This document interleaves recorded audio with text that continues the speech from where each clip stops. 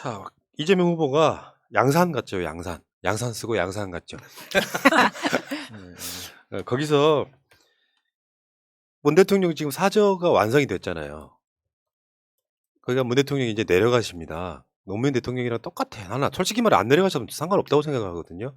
근데 예전에 대통령들은 뭐 연희동에 있고 동교동에 있고 상도동에 있고 이 집들이 다 서울에 있었잖아요. 예, 논현동에 예. 있고.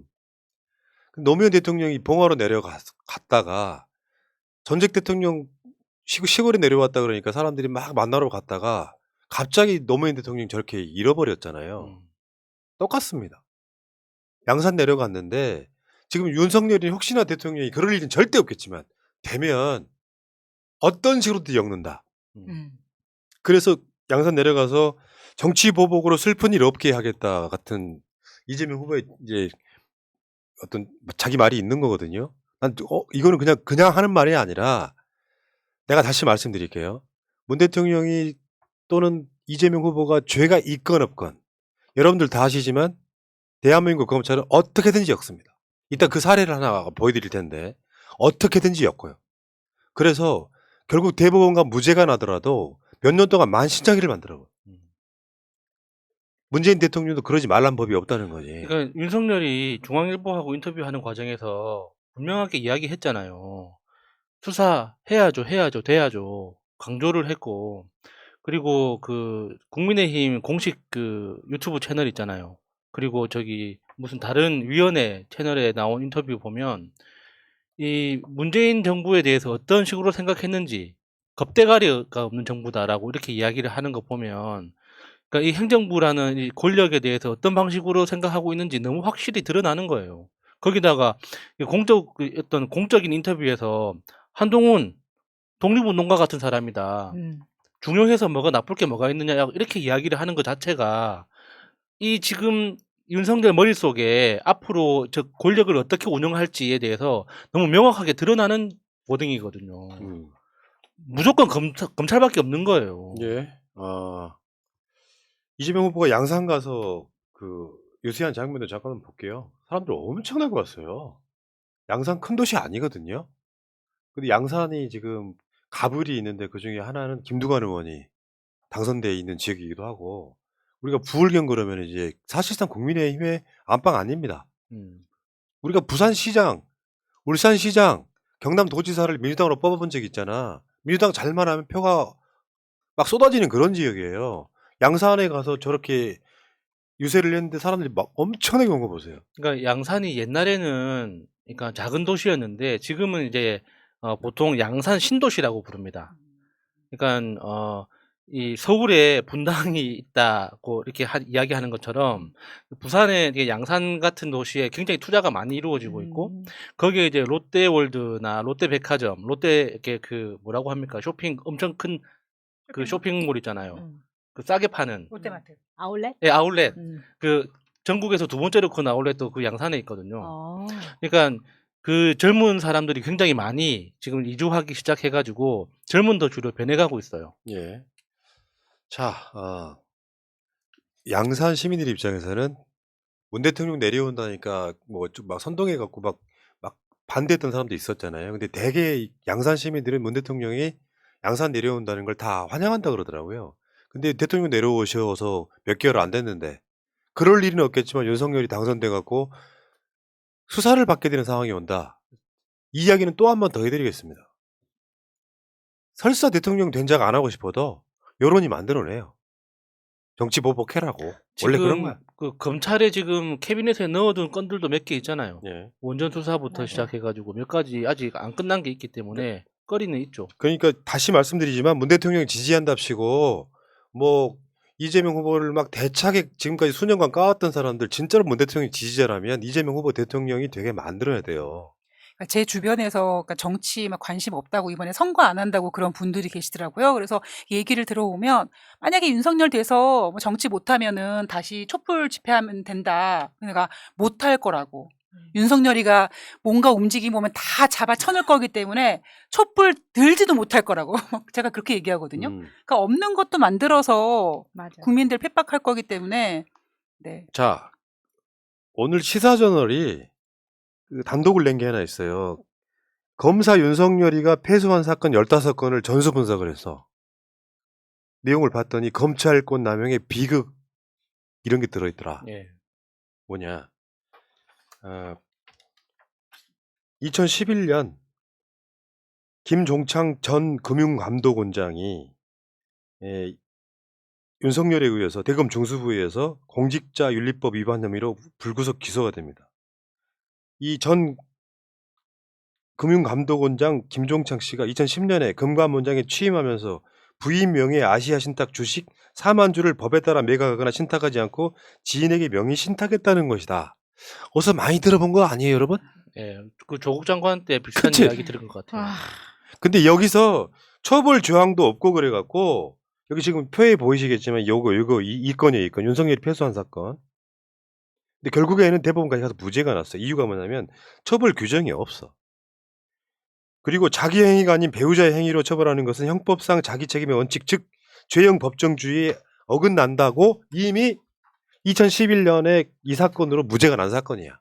근데 조국 장관을 치기 위해서 조국 장관 정경심 교수 수사 사건의 시작은 그거였단 말이야. 뭐 조국 대선 주자 만들려고 사모펀드를 통해 갖고 뭐 어쩌고저쩌고가 이게 뭐 확전시키면서 이런 사건이었단 예, 말이에요. 예. 결국에는 이 사건은 윤석열이 기소를 했어도 무죄가 날 사건이었던 거예요. 근데 지금 윤석열이 그거 알고도 조국 장관 지금 기소돼 있어요.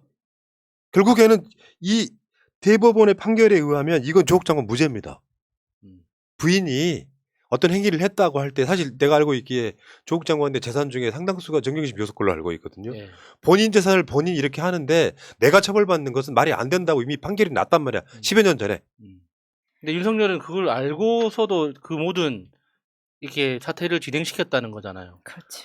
압수수색부터 기소하고 구속하는. 그러니까 윤석열 스타일이 여러분들 뭐 유능한 검사라고 빨아줬던 기사 다 잊으시.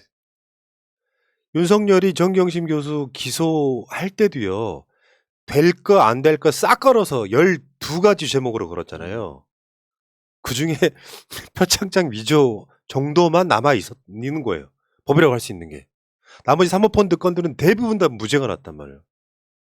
이런 짓 했던 검사예요. 그래서 결국에는 사모펀드 건으로 조국 정경심을 쳤어. 나중에 남는 건 표창장이지만 결과론적으로 정경심은 유죄잖아요. 이런 방식인 거야, 얘 지금. 근데 거기다가 또 화가 나는 건 그 사모펀드 관련해서 수사를 들어가다 보니까 또 검사 이름이 나오네? 그러다 보니까는 그건 또 다 덮어버렸잖아요.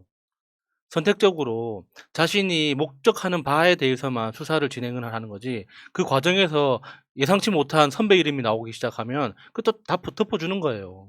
그러니까 지금까지 우리가 느끼고는 있었지만 확실하게 이건 숫자로 보여주는 거잖아요. 초법적인 권한을 자기 맘대로 휘두르고 있었다. 아무도 아니 하다못해 판사나 대법원에서도 어떻게 하지 못했다는 게 너무 놀랍고 소름 끼치는 거예요.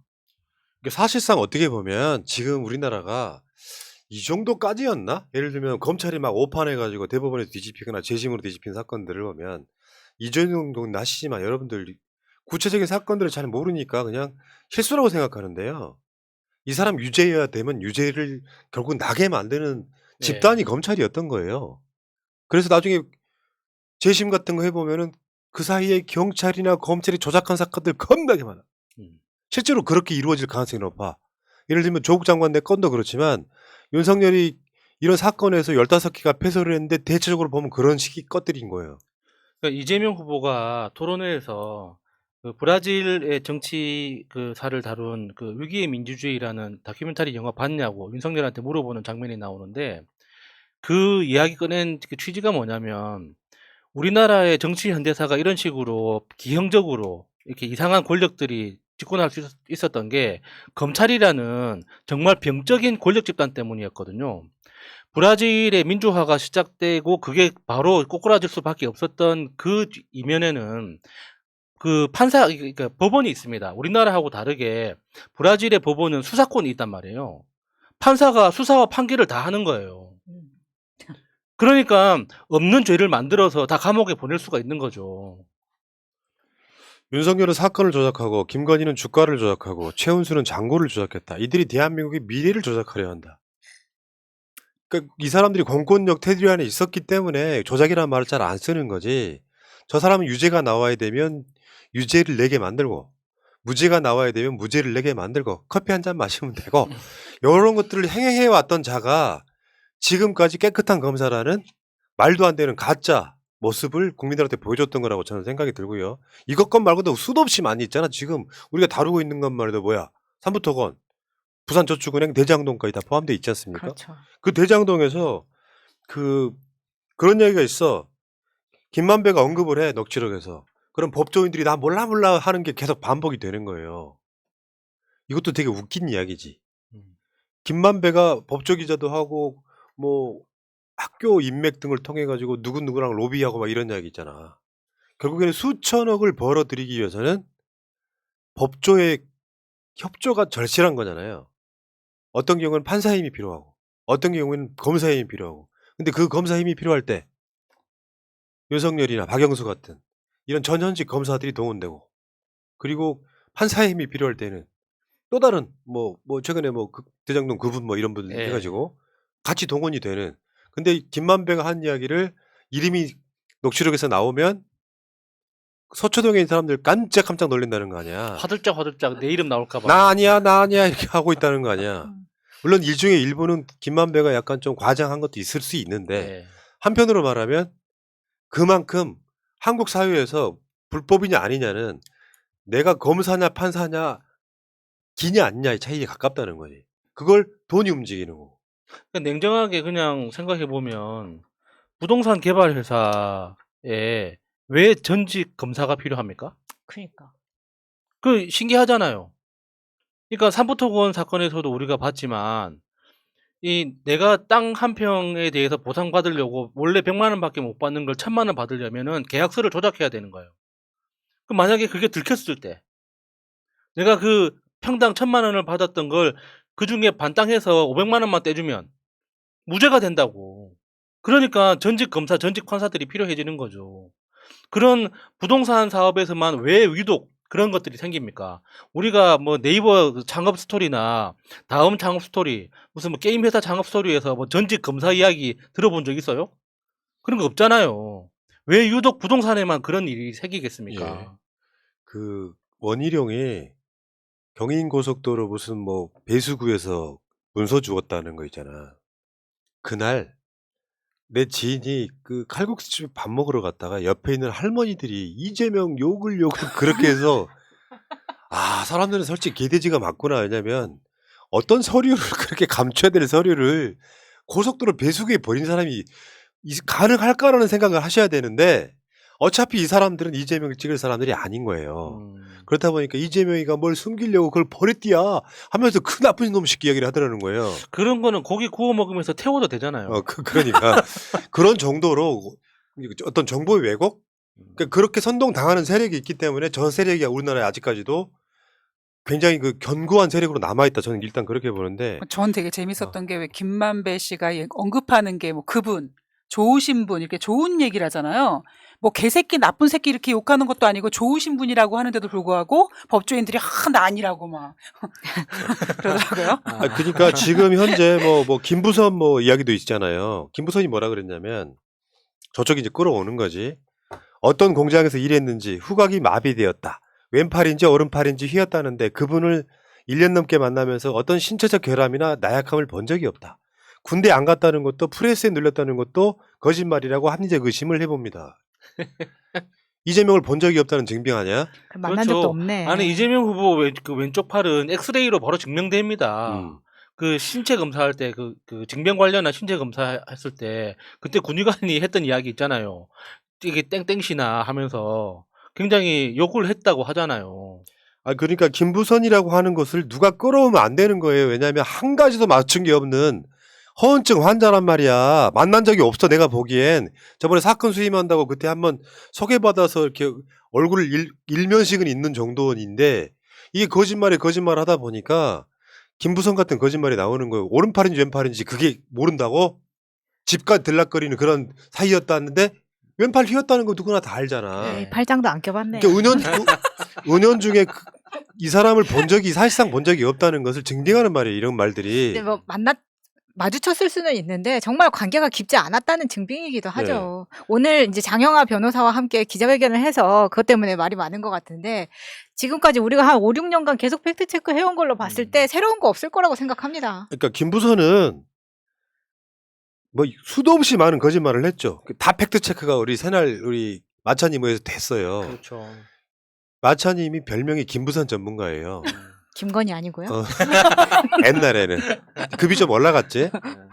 실제로 김부선에 대해서 제가 그 직접 간접적으로 들은 사람들 이야기 수도 없이 많이 들은 것들이 있어요.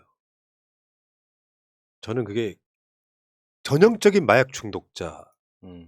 그 스케일인데 김부선 씨가 한번 그 옥수동에서 난방열서라고 아파트 분여회에서 왜 지들끼리 다 헤쳐먹어? 아파트 분여회 간부들은 왜 뭐 가스비 이런 걸 안 내? 맞아요. 요것 때문에 막 화를 내갖고 이게 화제가 돼서 국회까지 불려가요. 그때 당시에 이 가스비 나온 거, 그 김부선네 집 가스비 나온 일람표가 있어. 근데 저 가스비가 많이 나온 달이 이재명이 들락거려서 가스를 많이 틀어서 많이 나온 달이라고 처음에 이야기를 해. 근데 알고 봤더니 그 달이 제일 적게 나왔어. 12월인데 38,000원 나왔어요. 제일 적게 나왔더니 제일 적게 나왔더니 그때 김부선이 한 말이에요. 아 그것이 아니고 남자한테 추운 게 차게 해야 된다고. 차게 해서 남자한테 좋다고 그래서 그때 가스를 안 뗐다 같은. 더 이상 김부선을 끌어오면 그건 양아치예요. 점이 있다 없다. 이게 다 거짓말로 드러났으면 사회가 매장시켜야지 이걸 동원하는 것은 그냥 범죄들이라고 나는 생각해요. 아는 사람들은 알죠. 김부선 씨가 보이는 증상이 전형적인, 그러니까 이 마약 중독 후유증이라고 해야 되나? 그러니까 그 마약 중독 후유증 중에 대표적인 증상이 피해망상 같은 거예요. 그러니까 제가 좀 아는 그 동생도 어렸을 때부터 이제 잘못된 길로 들어가지고 이제 마약 하다가 감옥 갔다가 나와서 이제 살아보려고 하는데 힘든 게 뭐냐면 자꾸 주변 사람들한테 나한테 빌려간 돈 갚으라고 윽박지르는 거예요. 아 그러니까 그런 사실이 없는데도. 김부선이 한 말을 자세히 보면 이재명 후보를 만난 적이 없는 사이처럼 보이잖아요. 지금은 내가 봤더니 팔이 아니었더라. 내가 봤더니 냄새를 못 맡더라가 아니라 이재명 후보가 주장하고 있는 그게 다 거짓말이라고만 이야기하고 있잖아요. 자 그런 이야기고 이야기는 오늘 이야기는 아니고 다시 대장동으로 가보면 그 정영학 녹취록 자체는 이제 그런 식으로 법관들이나 뭐 검사 출신들을 떨게 만들고 있긴 한데 사실 대장동 녹취록의 가장 큰 핵심은 저는 이렇게라고 봐요. 나무기 한 말. 이재명 CR도 안 먹힌다. 뭘 하려고 해봤더니 CR도 안 먹힌다. 이 이야기도 있었고요. 녹취록에. 정영학은 뭐라 그랬냐면 이거 이재명이 알면 큰일 난다. 유동규가 한 말 있어요. 2층 모르게 입단속해라.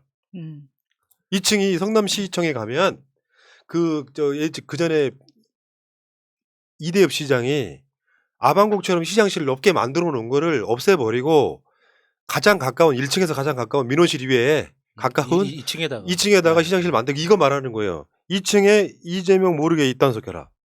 그러니까 왜 그렇게 조심할 수밖에 없느냐. 특히나 아까 이야기했던 정영학 부정거래 이거 이재명이 알면 큰일 난다.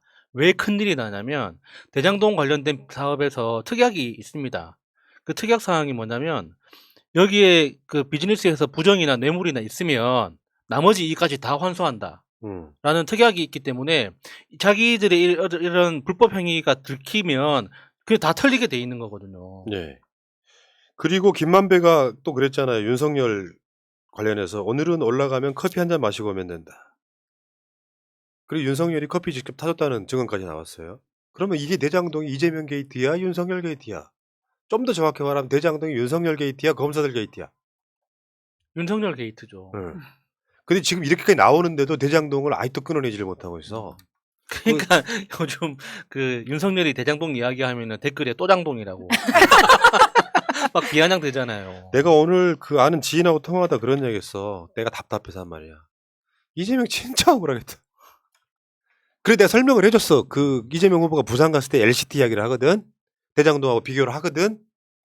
그러면 실제로 부산의 LCT는 LCT를 짓게 하는데 말도 안 되는 허가가 나오죠. 일단 해운대에 그 100층이 넘는 건물이 막 들어서게 만들고 그 건물이 들어가라고 부산에서 도로를 1,000억 원어치 깔아줘요.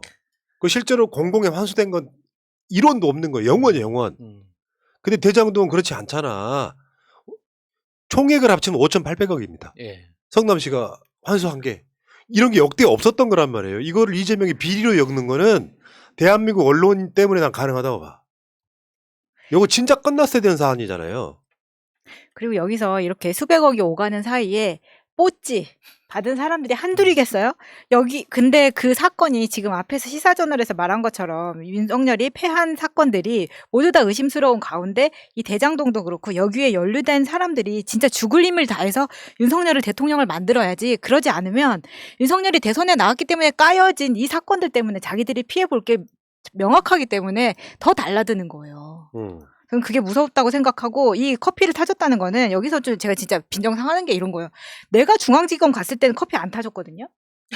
그러니까 누구는 타주고 누구는 안 타주고 차별했어. 아유. 안타깝네요. 진짜 그러네. 그래요. 생각 네. 또 일봤네. 그 조사받을 때 있잖아요. 응접실에서 이렇게 환담하는 거 그거는 소파에 앉아서 커피 한 잔 마시는 거고 우리 같은 사람 조사받으러 가면요. 테이블 알지? 무릎도 못 집어넣어갖고 그 사람 조사하는 사람은 무릎이 들어가 책상이니까 밖에 받는 사람은 무릎이 닿아요 앞에 의자에 저기 테이블에 다 그거 심리적으로 엄청 위축돼요. 엄청 불편해 그거.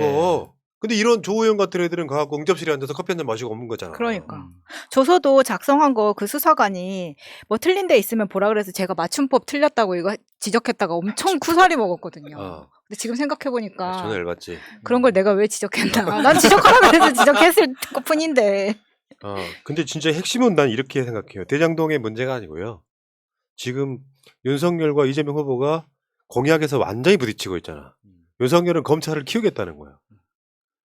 문재인 정부에 뺏긴 수사권 다 가져오겠다는 거야. 예. 예산권도 내가 갖겠다는 거야. 법무부 장관 개입하지 말라는 거야. 만약에 그럴 일은 없겠지만 윤석열이 대통령이 되면 검찰총장 임명해놓고 법무부 장관 통해서 수사 지휘권을 엄청 행사할 놈이에요. 지 마음에 안 들면. 맞아. 원래 이런 캐릭터가 그래. 그러니까 이재명 정부가 돼가지고요. 공약대로 6대 중대범죄 수사권을 회수해야 되고요. 하나 더 해요.